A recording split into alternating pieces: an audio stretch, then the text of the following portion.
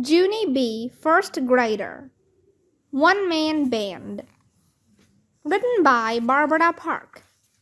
Chapter 9. Plops. Room 2 laughed even louder. Rooms 3 and 4 laughed too. I hated that mean noise. I hated it. Tears came in my eyes, and my nose started sniffling very much. I hanged my head so no one could see. And that's when I spotted them. Sheldon's cymbals. They were still lying in the grass right next to my feet. I quick picked them up, and I crashed them together so I wouldn't hear the laughing. And it worked, I tell you. It worked. I couldn't hear the laughing at all. That's how come I crashed them again, and again, and again, until my arms got tired. And guess what? When I finally stopped, no one was even laughing anymore. I felt a little better. Cymbals are very enjoyable. After that, I stood in the middle of the field, and I rocked back and forth on my feet, very thinking. 'Cause I didn't know what to do next, of course. Just then I heard a shouting. "Boring!" yelled a voice. "Don't just stand there, do something!" yelled a different voice. I looked up.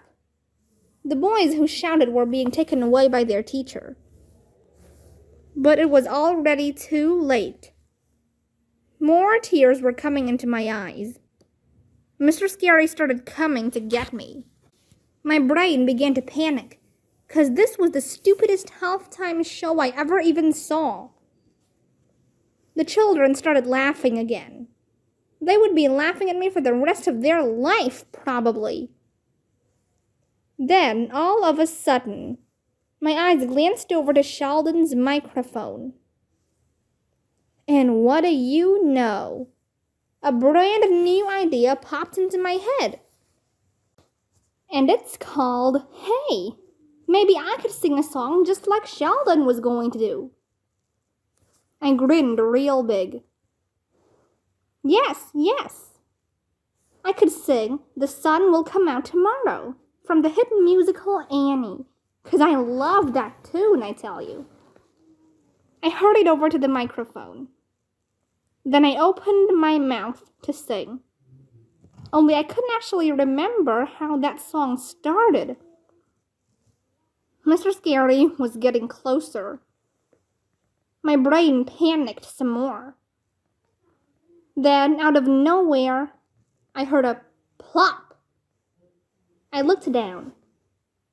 Something had landed on the ground next to my boots. I looked closer. It was a flaky biscuit, I believe. Plop, plop, plop. 2 more biscuits and a small plum. Then suddenly there was another fuss in the stands, and 2 more kids were getting led away by their teacher. That's when I got it. That's when I figured out that those meanie kids had thrown food at me. And throwing food is the biggest insult you can even do. At first, my face turned red as a tomato. Then I felt myself getting mad. And I got madder and madder. And then I picked up those biscuits. And I started to throw them back. Only all at once, my brain changed its mind. And instead of throwing them back, I put 2 of the biscuits in my right hand. And I held the other biscuit in my left hand. And then I tossed them into the air, one by one, exactly like my juggle book said to. And then magic happened, I tell you. It did. It really did. Because for just a few teensy seconds, I juggled those biscuits way high in the air. I juggled them as perfect as could be. And I caught them too. I caught all 3 of those flaky guys. And then the whole entire bleachers started to clap and clap and clap. And then they cheered and cheered and cheered. And the sound of that noise was better than the bestest daydream I ever had. I did a bow. The people kept on clapping. I did another bow. Then I picked up Sheldon's cymbals. And I marched right off the field. And guess what? It was the proudest darned moment of my life.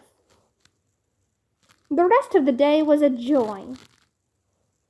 We had a happy party, and I smiled until my cheeks hurt. Also, I wrote in my journal again. Friday afternoon.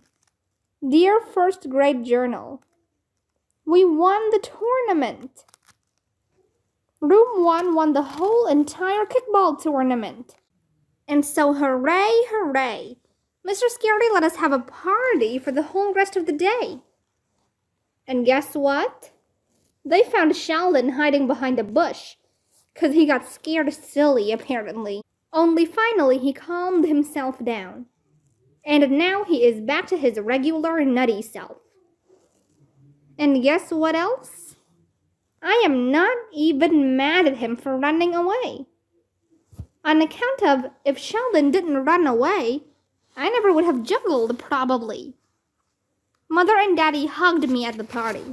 And Daddy said I turned biscuits into lemonade. And that is a hoot, I tell you. And then Mother said the bestest thing of all. She said, today I was a star. And I really liked the sound of that. Yup, I really did. From Junie B, first grader, star.